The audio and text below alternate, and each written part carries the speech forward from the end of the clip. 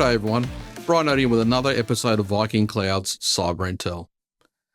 In today's regulatory landscape, the multitude of standards and compliance requirements can be overwhelming.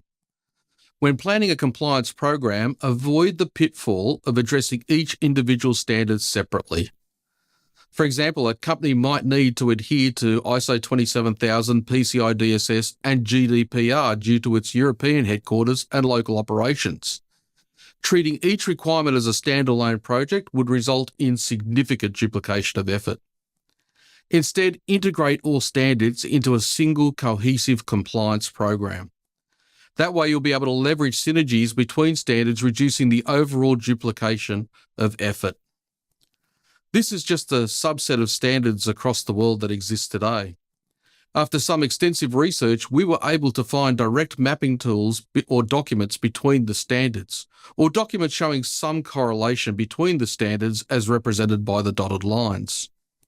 So revisiting our earlier example of a company with ISO 27000, PCI DSS and GDPR requirements, you can see here that PCI DSS and GDPR both map to ISO 27001 controls, so you have some commonality between everything. You can use mapping tools in the development of a project plan, where a single deliverable could cover all three standards.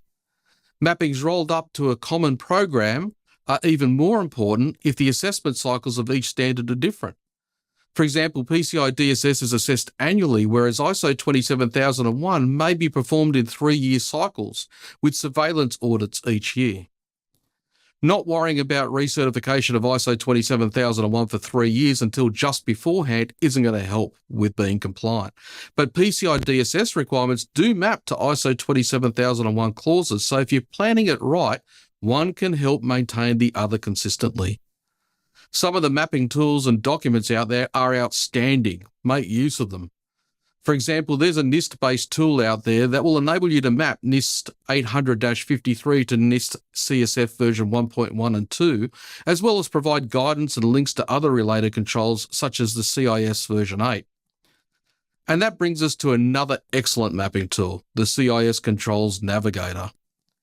It's an online tool where you can add or remove standards to see how they will map to CIS controls. Each control can be drilled down to further for more details, and you can export what you need. The takeaway here is don't reinvent the wheel. Run compliance as an overall program and utilize readily available tools. Until next time, stay vigilant, stay informed, and stay secure.